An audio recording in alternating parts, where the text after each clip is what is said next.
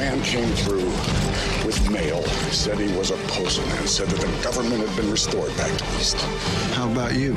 Do you have a letter? I don't have anybody to write to. I want all mail carriers hunted down. I want the postman found. I want him dealt with. How much mail can a dead postman deliver? You hear me? Postman! Getting a letter made you feel like you were part of something bigger than yourself. I don't think we ever really understood what they meant to us until they were gone. You are nothing but a drifter who found a bag of mail. Welcome to Glowburn, a podcast dedicated to the Mutant Crawl Classics role-playing game.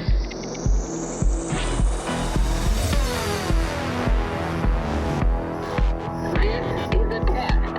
This is only a test.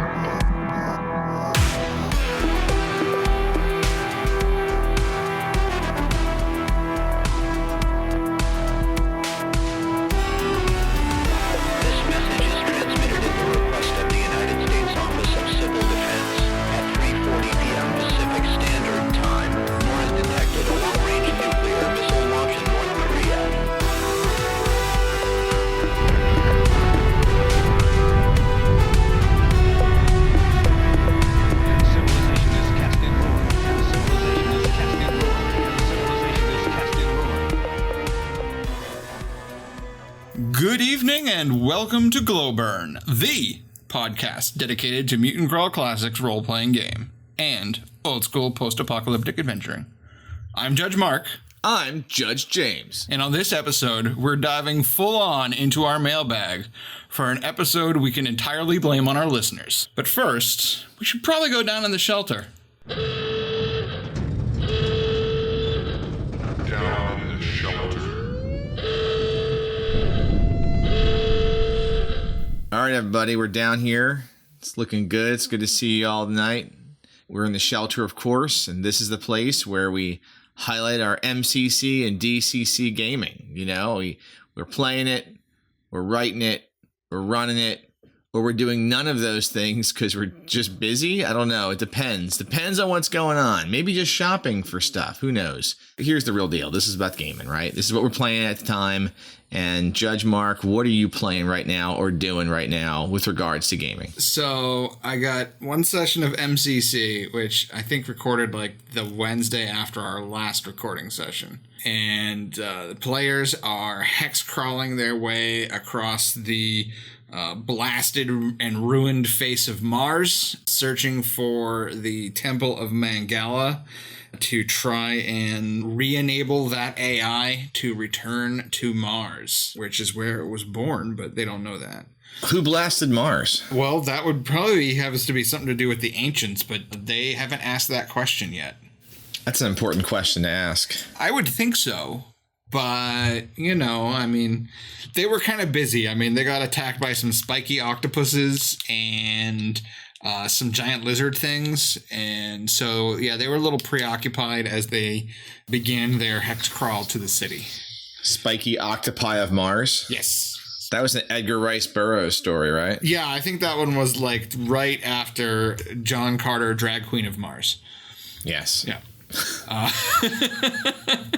Other than that, because of this new and way faster recording schedule where we don't wait 6 weeks between episodes, I haven't done any other gaming. What about you, Jim? Well, I mean, my post-Gen Con gaming has been slow. So Lankmar's on hold right now.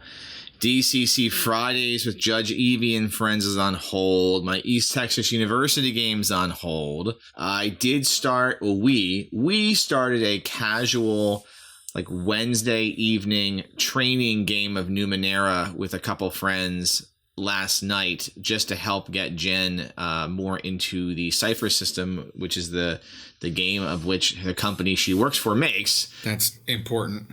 It's a boot camp, right? Yeah, that's kind of important.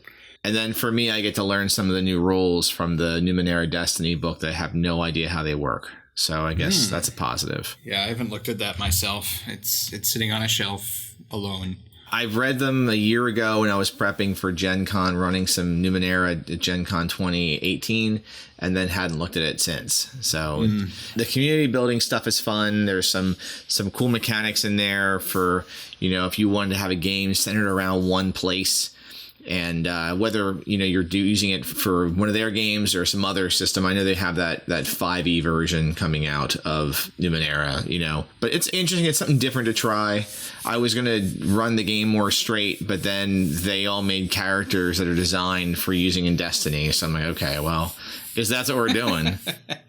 Did you give him the wrong book? Is that what happened? No, Jen gets the Numenera player's guide, and she's like, I'm playing an Arcus, which is like the talkie person, the talkie leader. She's basing her Arcus on Dolly from Hello Dolly also. So I'm Barbara Streisand's character. So yeah. So that's going to be fun. And the other two players just did the same thing. Not Hello Dolly, just picked types, which is like Numenera classes. They picked types for, from those new type lists. So Gotcha. And otherwise, I've been playing a lot of Kerbal Space Program, which has nothing to do with MCC exactly. However, it was a trailer for Kerbal Space Program 2 coming out next year. And it looks like there are interstellar craft in the game. So maybe, I'm not sure if it'll be as big, but I'm hoping there's some rules to build a generation ship. So I can do a little Kerbling with my Metamorphosis Alpha Ing. KCC, Kerbal Crawl Classics. Oh, that'd be so cool. I don't know anything about Kerbal Space Program except what you've told me. So that is not something that I could put together. But, the idea of having characters be able to build spacecraft and whatnot does sound kind of appealing for an MCC game. Oh, wait, already doing that. One of the cool things, it looks like they have that's going to have a system for designing that Orion drive where it's that push plate system where the ship drops nuclear bombs behind it, which hits the push plate and pushes the ship forward. It was an actual design of so that's something that's in the game. So it's definitely one of the stranger forms of space travel. Yeah, I was reading about this week. I mean, I was on Wikipedia. It was one night I couldn't sleep, and I was reading about, what are they called? Those nuclear plowshares programs they had of different uses for nuclear weapons that weren't just war. Like they wanted to build a harbor in Alaska by just detonating a bunch of nuclear bombs to make the harbor. That sounds like a terrible idea. But that was one of the things they thought up. Just bomb it. Oh God! Just bomb it. I mean, when that idea is on the table, suddenly bombing Mars seems positively reasonable. Or bombing a hurricane. Or well, maybe not bombing a hurricane. That just sounds foolish. I don't know. I mean, that's how you get glow storms, man. That's how you get glow storms. This is a good point. All right. Well, I mean, that's all we got for gaming. So I guess we should, talk to the ancient ones. Probably. That is what we're doing this episode, isn't it? Yeah, it's pretty much this. Yeah. Oh, okay. Yeah. All right. Well, let's do that. Cool. Voices of the Ancient Ones. Welcome now to Voices of the Ancient Ones, which this week is also our great disaster. This is where we give you, the amazing Glowburn community, formerly the amazing Google Plus Glowburn community, an opportunity to contribute with your questions, your comments, and so forth. We've got a number of communiques here, hence the need for a mailbag episode. And the first of which was screamed at me by a radioactive burb named Devin Preston. He says, "Hey there, Glowburners. Any idea on how to use personality more in MCC? It seems like it could tie into AI recognition, but as is, it's a bit undervalued. I'm working on a custom class based around personality, and I'd love to hear your thoughts." So, Jim, what do you got for Devin? Well, maybe something to look at. There is a class built around personality that exists currently in the DCC verse that is worth checking out. And if you have the Purple Planet box set, there is the Kith class that's located in there. And the Kith is the feral cat-like, almost like Kilrathi from Wing Commander, entities that live on under the Weirdling Sun. And they're pretty neat because they're warrior types. They would make good fighters and good soldiers, but they have a cool personality piece to them, and it's called a burn die, and they can essentially burn their personality down and add to their die rolls. So that gives you another option. You may find a reason to have Kith come to your wasteland. So, I mean, it gives you at least a class that's linked to it. What are your thoughts, Mark? So I think that to a certain extent, he's right, as there's no like direct class call out. I mean, DCC has clerics who use personality, and obviously there's a ton of sort of third-party products that either include, bard type characters, or I think John Snodgrass's Starcrawl has a couple of classes that use personality. So there's a little bit of a gap there. You could, of course, bring clerics into the game, which, I mean, depending on how you wanted to run that, I mean, if they're actually followers of gods, and of course there's no gods because the ancients are dead, or no, there's no followers for those gods, like maybe there's a very different relationship there. It's like, a dying god's last chance to gain followers through this one cleric who he's empowering. Or maybe instead the clerics are like an alternate form of shaman. It's a possibility. I did draw up a Shroomer class, I think last year, and I'll put a link in the show notes, which I used personality as a sort of core stat for. But beyond that, I think every attribute should have use for every class regardless. Otherwise there's going to be, people who like look at it as a dump stat kind of a situation. So I think obviously the easiest one is any interactions with NPCs, both positive and negative, polite and otherwise. Those are going to be impacted if you have a low personality or if you have a high personality. It's going to be easier to convince the clerical brotherhood, the healer guys. It's going to be easier to convince them to take care of your party members if you're, well spoken and polite, and you have a high personality. And it's going to be harder if you're, all jacked up and rude. Similarly to sentient NPCs is interactions with animals and creatures. So in the games that I played, or ran rather, at Gen Con, there was a couple of instances where players were trying to interact with some devils, mutant insects, and I was having them make personality rolls. So that's another place where I think you can use the flora and the fauna of the MCC world as a way to make personality a little bit more useful. You could also have the players be able to do battle cries where maybe they try to intimidate an opponent into breaking early, or alternately, if they've got a bunch of followers who are like 0 level followers who have broken because of bad combat results, they can try to rally with them with a personality check. And then, as you point out, AI recognition, that may be something that only works for like humans and mutants, or it may be entirely situational. I mean, some AIs may be less interested in how appealing you are and how pure of a human you are. But those are just some ideas. I think personality does need a little bit of a leg up, but I think there's plenty of options there. I'm going to step in for 1 second here, and Sure. And on one portion of something you said, I'm going to have to go ahead and disagree with you there, Bob. Ooh. Yeah, on one piece, just bringing the clerics over to the game. I like the Shroomer class. I having discussed that with you before, I think it's awesome to add to the game. I think clerics would break MCC. I still have strong feelings about the classes in MCC. I still think with the exception maybe the mutant and the manimal, I've said this before, I think are a little bit weaker than the DCC classes, especially if you tack on those artifact bonuses located in the back of the MCC core book, where a cleric off the bat will get a +4 artifact roll.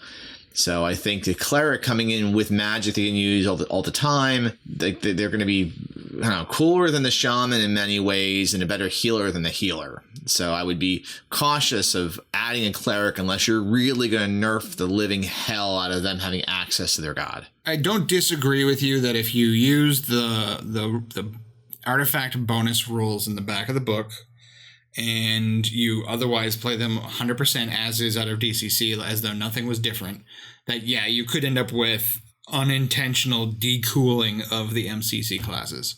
And that, I think that goes for most of the DCC classes. Obviously, the wizard is going to make the shaman look like a, kind of a wuss. Your thief is probably going to be better at being a scout than the rover is, et cetera, et cetera.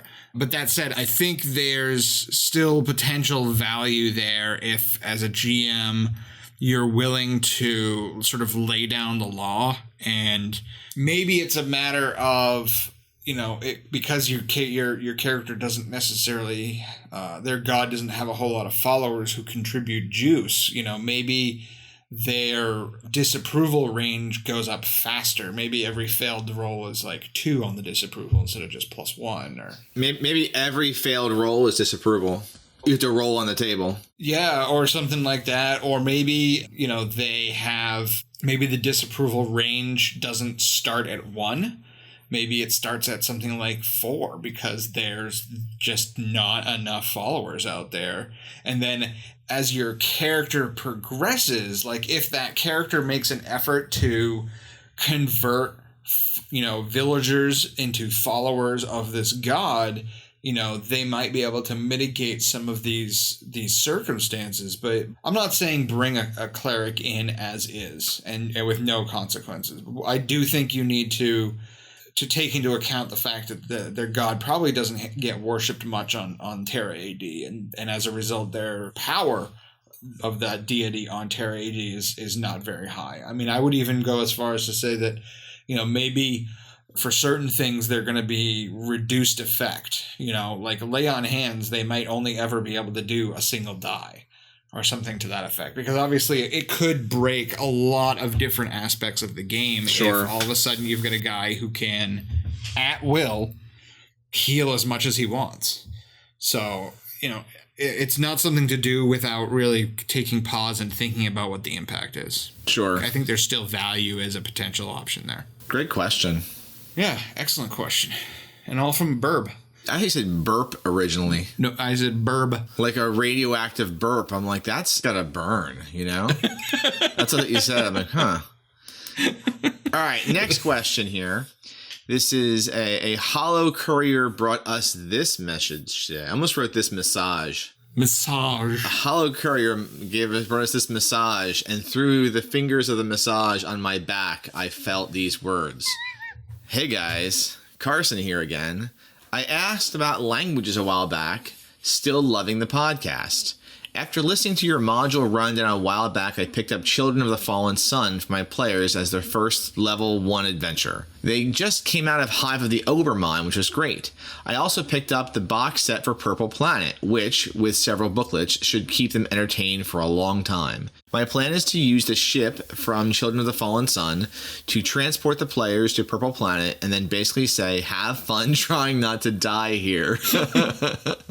I'll also pull in some DCC character options at the party at that point, in addition to the kith described in the Purple Planet module. I'm interested to hear your thoughts on Purple Planet in no particular order. Any advice on adding artifacts to Purple Planet, given that it was originally a DCC module? Any general tips, awesomeness, memories of Purple Planet that stand out? Anything you changed after reading the module setting that seemed a bad fit to your table? Anything obviously great that you would add to Purple Planet from another setting or world? Thanks, and keep crawling, Carson.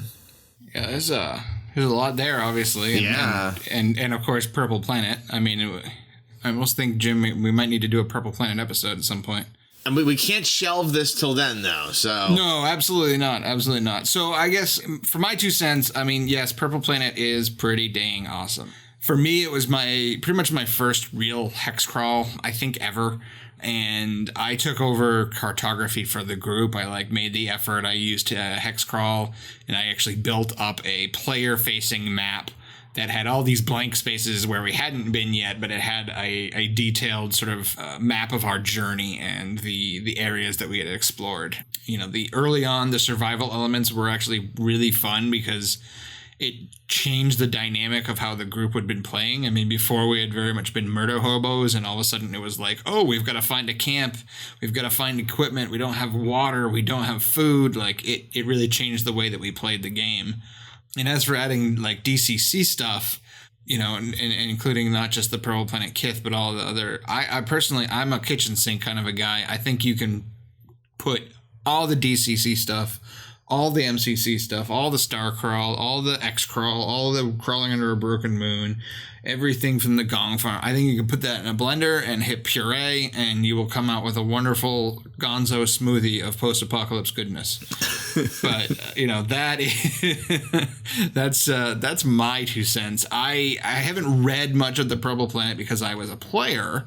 So I think from that standpoint, we should get James's thoughts on this. So you gave 2 cents. I'm going to give the $59.99 edition because that was the price of the box set, including everything I bought inside of it, not including the extra modules I purchased, which were the Rock Awakens and Synthetic Swordsman of the Purple Planet. The Rock Awakens did not feature Dwayne Johnson, by the way, folks. It did not. We've gone over that before. It still does not feature Dwayne The Rock Johnson, nor shall it yet. All right.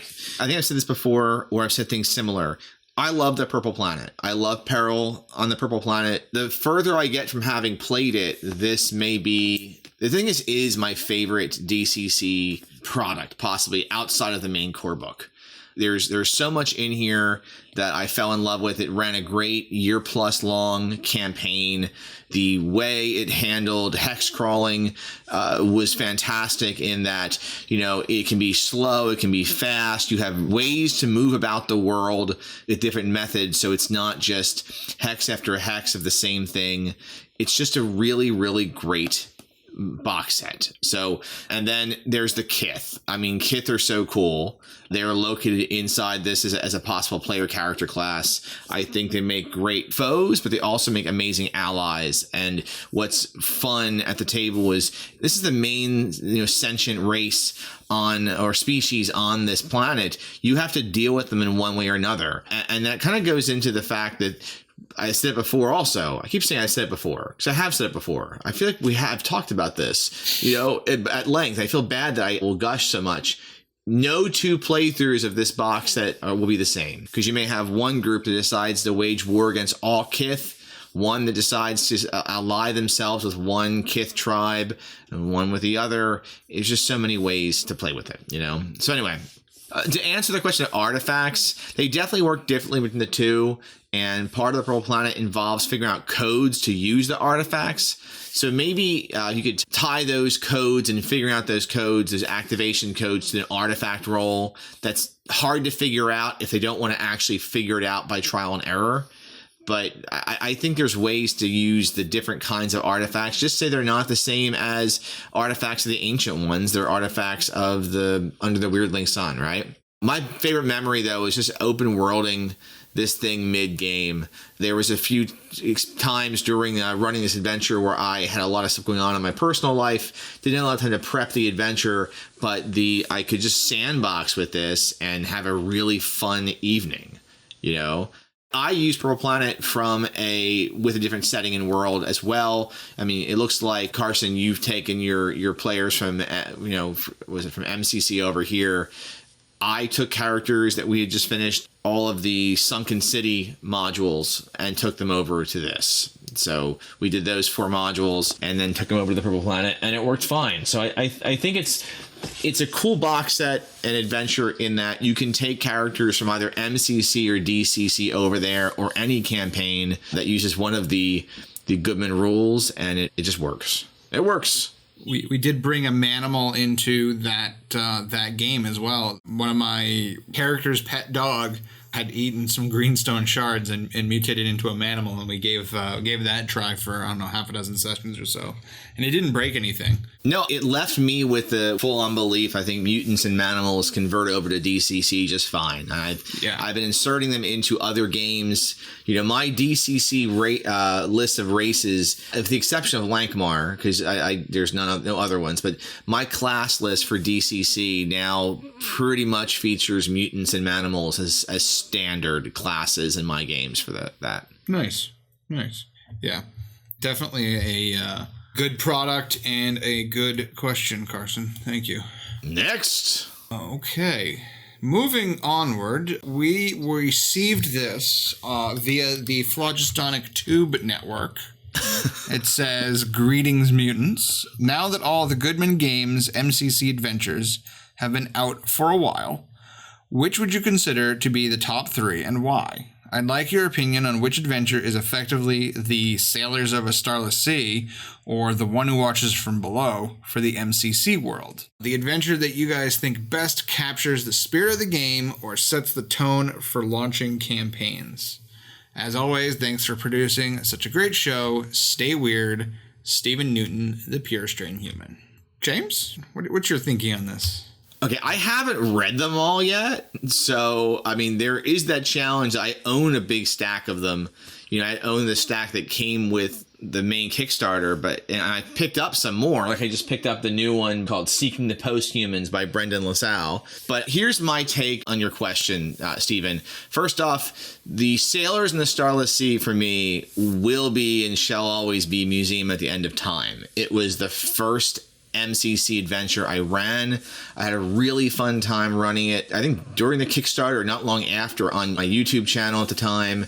I've had a great time running it at a game store. I think I've run it at the Phantom of the Attic in Pittsburgh once. I ran it at least 1 or 2 times afterwards. I think it captures a lot of that great feel of MCC, of what the setting is. It's post-apocalyptic, but it's not Mad Max. So yeah, I think that for me will always set the tone.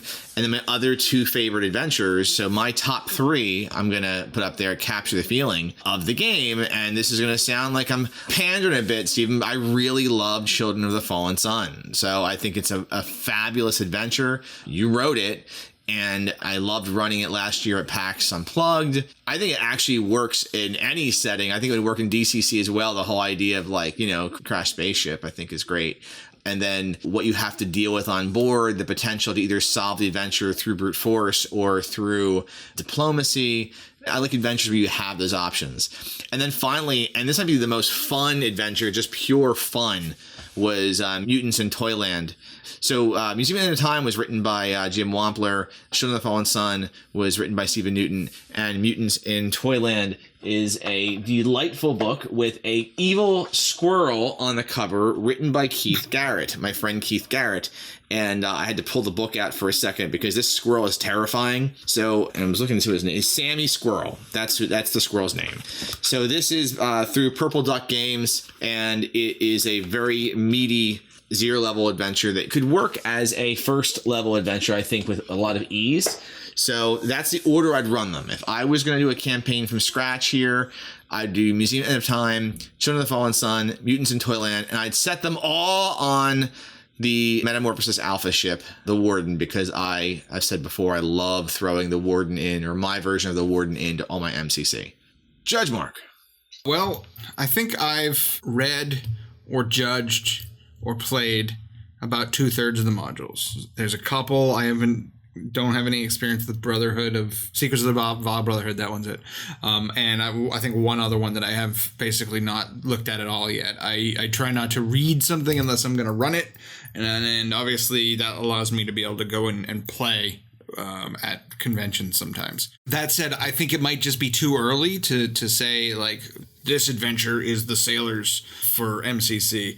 I would say that for funnel purposes, I haven't run the new one, In Search of the Post-Humans, but I haven't run it, but I have read it. It seems like it's probably pretty fun. I think I will probably make an effort to run it at the next convention that I go to, whether that's PAX or GaryCon or whatnot. I get quite a lot of mileage out of Assault on the Sky High Tower as a funnel, which I think, being the adventure in the book, going to be a lot of people's entry point, and I think it's a pretty good adventure. There's a lot of meat there. It's really difficult to hit the entire thing in a single session, and so in that respect, it's almost like a level 0 and a level 1. As far as my favorites, so Michael Curtis's Evil of the Ancients is amazing. It is technically, I think, a level 3 adventure, but there's not a lot of direct combat in it, and I think you could very easily scale it to whatever level you wanted, including level 0. It is all creep factor. It's like a haunted house that facilitates PvP at the table, and as far as I'm concerned, that's basically the best phrase that I could possibly say about a scenario.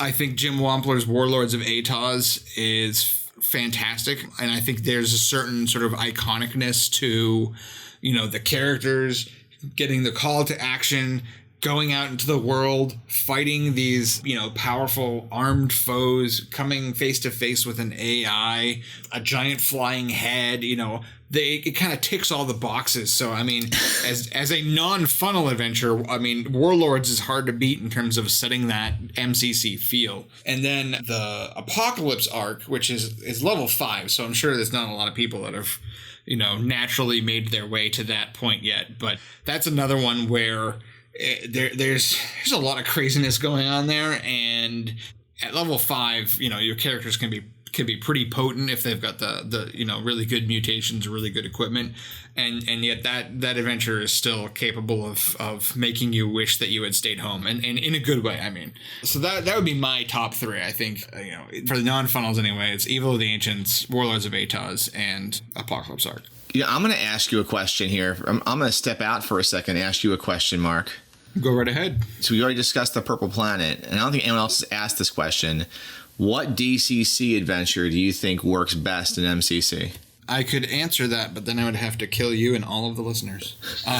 No, a pretty narrow cross-section when it comes to DCC adventures. I've not read almost anything. I've only run a couple of DCC games, whereas I'm much more into the MCC side of things. I've played in a fair amount.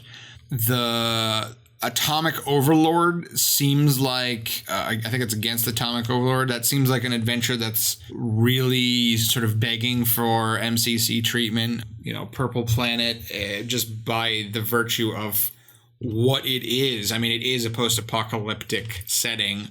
Yeah, those are the two that jump to the front of my mind. I think you could do a lot of interesting things, though. Like the 13th Skull, you could totally do as an MCC thing, where instead of it being like a necromancy thing, it's like robots, and like there's 13 robot heads and some sort of interdimensional machine or something. Like, I think you could do a lot of the DCC adventures, and if you're clever either up front or on the fly, you could reskin it for MCC and it would work very well. Hey, the reason I asked is I've been prepping Moonslaves of the Cannibal Kingdom for the adventure with Evie and her friends. This is by Edgar Johnson. It's a level 2 adventure for DCC, and it's a hex crawl on some islands. Mm-hmm. So I kind of wanted to do a hex crawl again, let them experience a hex crawl. And it's got dinosaurs, and I'm reading through it. I'm thinking, man, you could really set this in, when you throw a couple of stock artifacts in there, here and there, and you can really set this in, like, I don't know, near Bikini Atoll or something like that, where the bombs have gone off and mutated the local wildlife and turned it into, crazy land. So. Yeah, Journey to the Center of Aerith might be another one that would be MCC-ifiable. Absolutely. I haven't read that one fully. I haven't played it, so I don't know for sure. But that one, it all just cross-pollinates so well. Yeah, absolutely. Which I think is the intent. Right. I think that was what they were hoping for. So. Great question. Okay. Yeah. Excellent question, Stephen. Thank you. All right, this next message was written on some old sheet music, and I'd love to sing it for you, but I don't know. I probably shouldn't, I won't. I love your podcast. That's awesome. Who wrote this, by the way? Doesn't say. I don't think I have a name. Where'd you get this from? I believe it came in via an email. And there's no name? But I don't believe it had a name. Do you want to check a name real quick? Let me dive into this while you read and see if I can't find that. I love your podcast, and while I think the TV show Chernobyl is a good drama and could be good inspiration for fiction and role-playing, I just thought I would point out that it's not factually accurate about radiation poisoning or the dangers of nuclear reactor meltdowns. Just some reading material you may or may not want to check out. And he's got links to sites on Forbes, Inverse.com, The New Yorker, Medical News Today, and the Mayo Clinic. So I think you're going to put these in the links in the show notes, right? Yeah, I'm going to put this stuff in the show notes. I went back, I found the email. So I remember the whole thing about the old sheet music was sort of a joke because the chap's name was John Williams. Oh, nice. Yeah, I don't know that it's not the composer, so I'm going to assume it's the composer, of Star Wars and Jaws and whatnot, and he's a fan. It's the composer. So thank you, John. I'm a big fan of yours as well. Absolutely. Yeah, so we'll get these links into the show notes for people to take a look at. I don't really have a whole lot to say on this because I've not seen Chernobyl yet. I do not cable, I do not HBO, and so all I know is that people have been talking about Chernobyl, and I'm like, this seems weird because that happened like 30 years ago. But I know Jim is a big fan of the show, so maybe he's got some thoughts. Yeah, my first reaction to reading this was just like, how dare you, like, just see anything that could be seen as negative against Chernobyl. But then I read it again and realized you were just pointing some stuff out. So you dodged a bullet because I was going to, like, I don't know, create an artifact just to, play the Star Wars theme wrong or something. I don't know.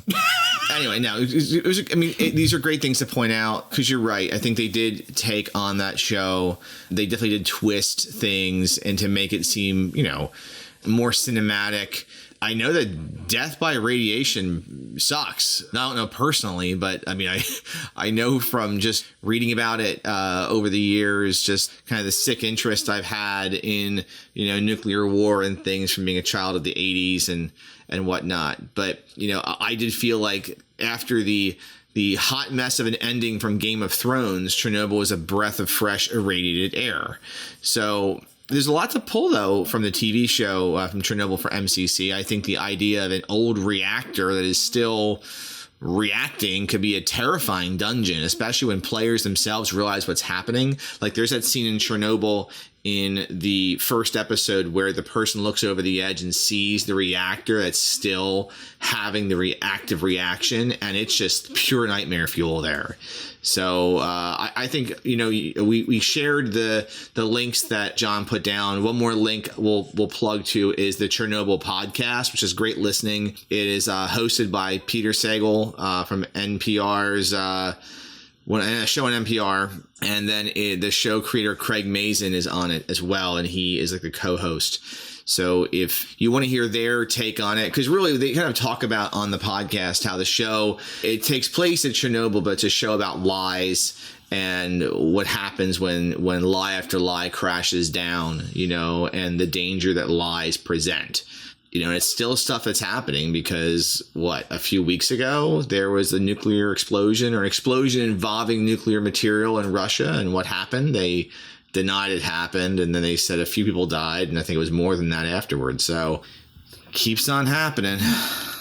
Good times. Oh, wait. Good times. Not good times. No, not good times. Definitely not good times. All seriousness, John. Great question. And these are really fantastic links. So yeah. We're pretty sure you're not the John Williams that wrote Star Wars, but you're probably cooler. I am not at all sure of that. I am going to believe what I want to believe. Okay, whatever. Let's see here. We've got a very brief question here brought to us by a mutant parrot with a very well coiffed head of hair named Sean Kelly. And he asks, why is Forrest so damned handsome? Wisconsin cheese. I don't know if it's the cheese or maybe some kind of mutation, probably perception altering. I'm not sure. We'll have to ask him about that the next time we talk with him, Sean. Yes. Or maybe you can ask him at GaryCon. Or actually, you guys might even be at Gamehole together. That's right. You might be able to get it right from the source. All right, well, this message was found on a microdot placed on the right foreleg of a mosquito trapped in a 173 million year old Baltic amber. Dear judges, just finished your Hexcrawl episode. Great job as usual. The segment about vehicles, especially flying vehicles, and their impact on the game was very insightful. While I prefer a campaign in which the players must move around relatively slowly, are there instances in which you think that a fast-moving transportation would open up beneficial possibilities, such as transcontinental travel? If so, how would you incorporate that into your campaign while retaining the spirit of MCC? Regards, Mark DeSantis. Awesome question. And Judge Mark, your take? So obviously I've got a campaign going now, and I have sort of done this. So yeah, there's definitely good things about fast transit. The big thing being that you can introduce the PCs to vastly different geographies. So in my campaign, they, via the wonders of flying heads, they moved from Earth to Mars, which is entirely alien environment for them. And it also cuts them off from their sort of home base, as it were, which has the added benefit of really sort of, ratcheting up the tension a little bit, because they can't just go home for resupplies or to get new followers or something. Tech like air cars and the what that they actually control, I think there's still benefits there. It's sort of like having a pirate ship or an airship or something in a fantasy game. They can cover distance very quickly, but without somewhere where they actually want to go, they either end up moving very slowly anyway to explore the area, or they move quickly and they get sort of a high-level view of the world, potentially literally, but they don't do much exploring. And so instead of having a trail of well-explored ground between the point where they started and the point where the next, adventure takes place, it's more like a series of dots where they jump from point to point to point to point, and there's unknown in the middle. Things that they don't control, stuff like rail transports or, or transmat beams or that kind of stuff, are essentially just opening up new areas of hexcrawl. It's like, hey, here's this new place that you can go, but when they get there, they still have to move around on foot. So that's always nice. The other big thing is you can give these players the technology, but they also are going to have to maintain it.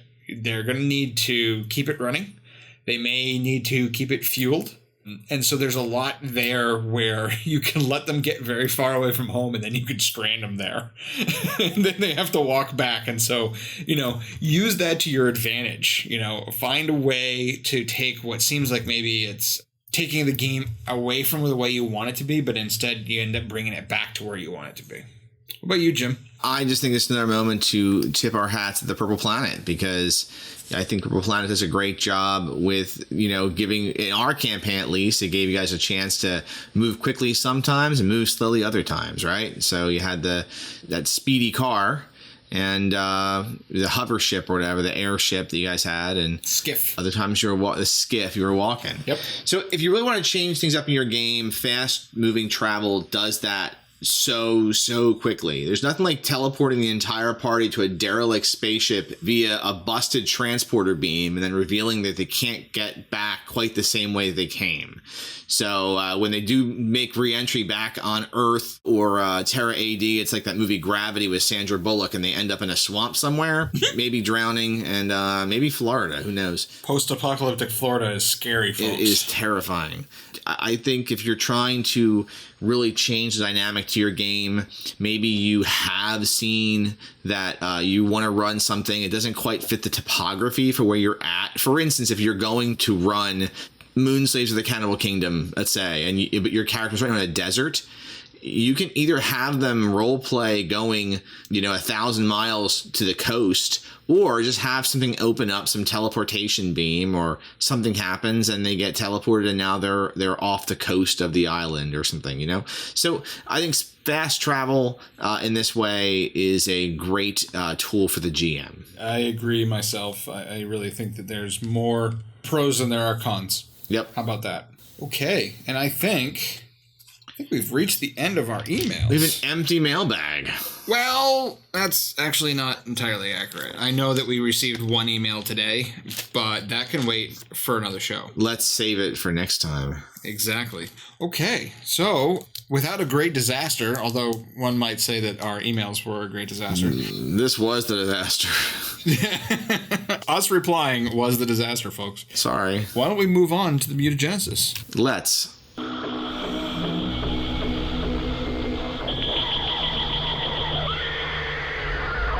Mutagenesis. All right. Well, in the mutagenesis portion of Glowburn, we take something from media or other game systems and take a stab at converting them for MCC RPG use. And for my offering, I'm doing something kind of easy because we've discussed Kith in here so many times in Purple Planet. I thought I would just toss in some ways to modify the Kith if you wanted to use it in your Mutant Crawl Classics game, you know? So there's a lot of reasons to love the Kith. I said earlier they are a cool fighty type character class. So they have the Force of Will, which lets them burn personality points to add to a single roll or check via the burn die. Like at first level, I think it's a D2, and then it goes up to a D3, D4, D5. And for every point of personality they burn, they become more feral, more angry, but they can add to die rolls. So that's already in the game, all right? And here are some thoughts on how to add the MCC options over. For instance, the Wilderness Survival ability, which allows them to identify poisoned food, water, or mushrooms. Let them use that for irradiated water and food. So the Weirdling Sun gives them some kind of training, right? So maybe the Weirdling Sun really is just radiation, you know, and they understand how to see the radiation. Artifact checks, I'd say as a rover, you want to use it the same way. So at first level, it's a +2, you know, and the reason I thought that felt fair is that Kith are already used to using artifacts in the Purple Planet, so they shouldn't start out poor at using them. They should have some skill at using artifacts, especially since they're going to not have any mutations, or at least not any useful mutations, right? So they're not going to have the benefit of they need artifacts to be, you know, to get more powerful, like humans would. For AI recognition, I thought that either the Kith are kind of humanoid. As they get older, they get weirder. So instead of having a negative or a positive to their AI recognition roll, they always roll their burn die when attempting AI recognition, and then they have to subtract it from their result. So they better pack that comm badge with them. They're gonna have a hard time talking to the local R2D2 droid they find. I quite like that last little bit there about the burn die. But I have a question. So obviously these are not pure strain humans. Right. So if they're in a situation where they take radiation damage, they have to make a fortitude save. Mm-hmm. If they roll a 1, do they generate a mutation like a mutant or a manimal would? Or do they not? Because per the conversion DCC rules, all of the human classes are not pure strain humans. They are sort of just non-mutant mutants, if that makes any sense. I gotcha. So, like, you could have a DCC thief who comes into to Terra AD, fails against some radiation, and then, like, mutates a third arm or something. All right, so I think the only fair thing to do is I think that Kith kind of looked like the Kilrathi from the Wing Commander movie with Matthew Lillard, which was out like in the early 2000s, which sucked and was nothing like the Wing Commander video games that had like Mark Hamill in them and stuff. So you remember Wing Commander, right? I never played it.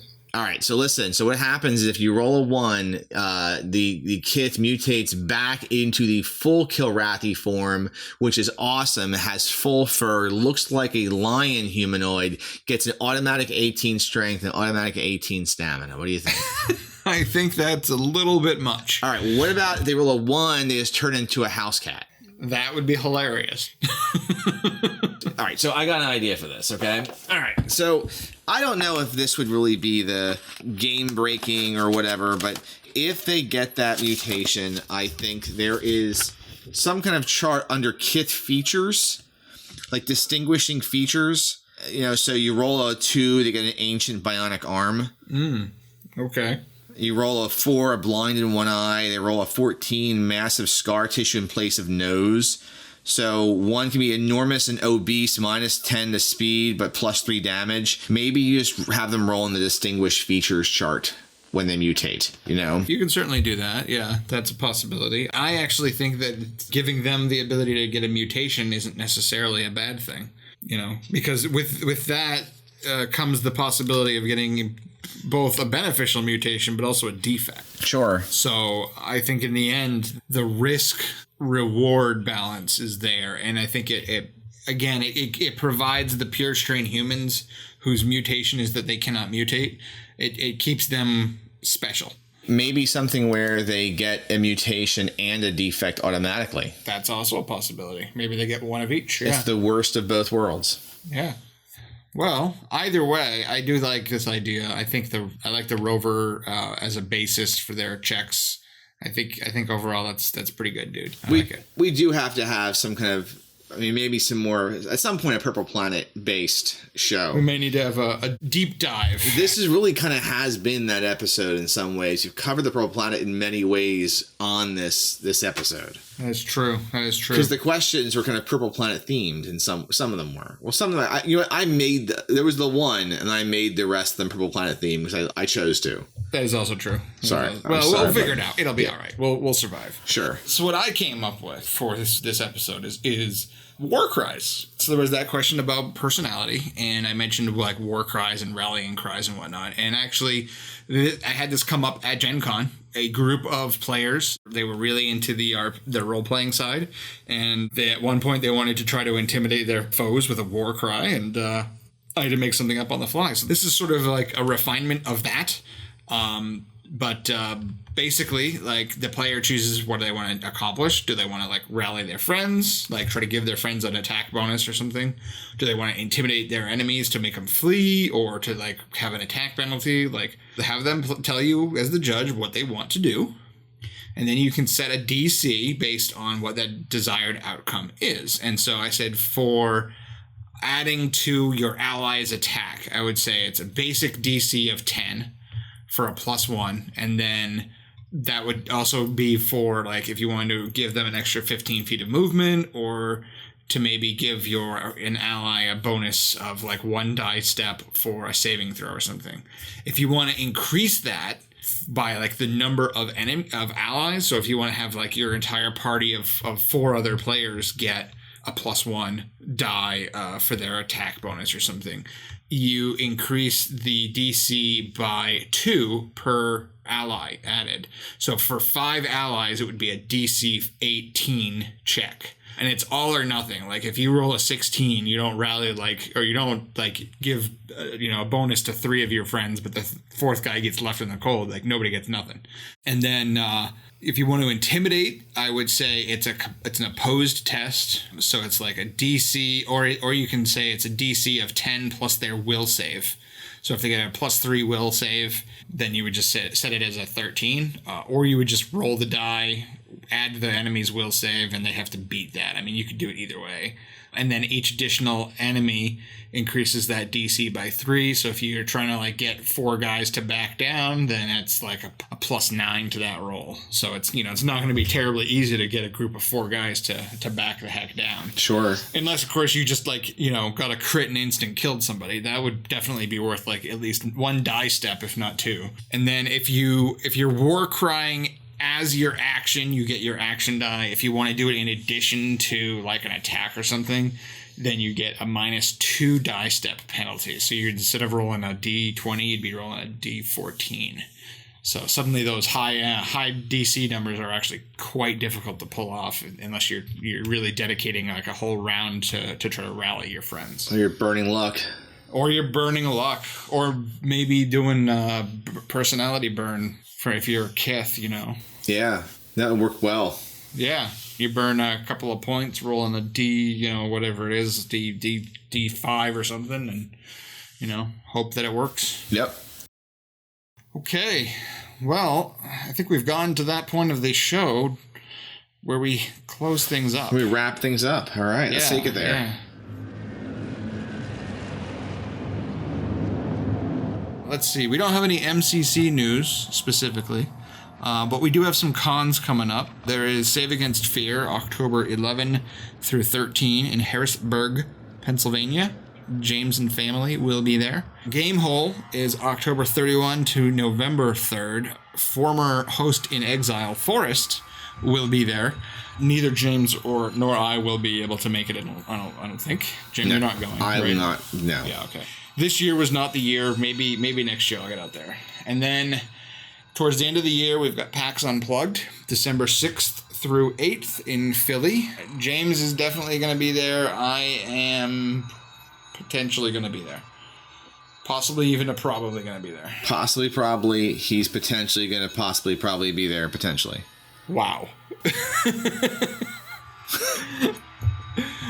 Jim, how do we get contacted by people? All right, well, collectively, you can find us at Glowburn on Twitter. Email us at glowburnpodcast@gmail.com. Please continue to send us your voices of the Ancient Ones. I know we got to a lot of them today. We may have a question for next time, but we would love to see more. And it's fun every few episodes to doing a catch-up and just hearing what you all have to talk about. Absolutely. The Glow blog is glowburn.blogspot.com. Mark, give us your how to contact you.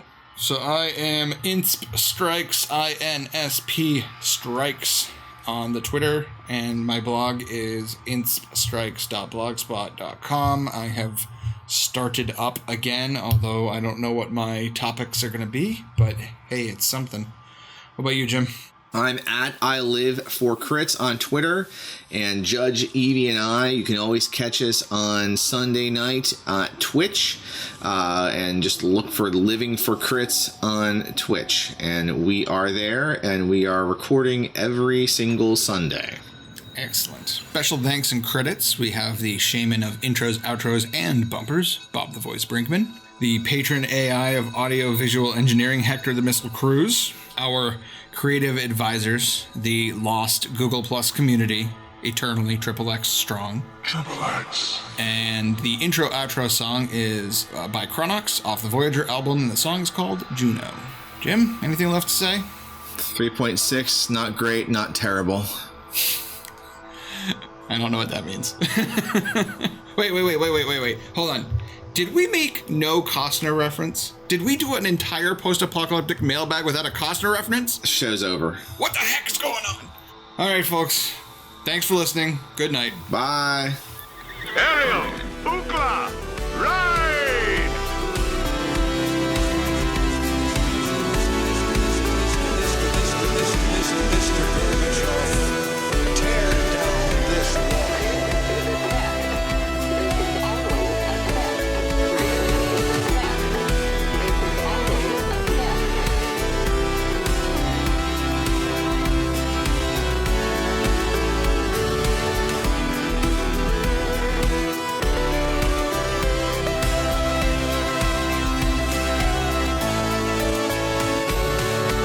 Blood of your enemy makes you stronger.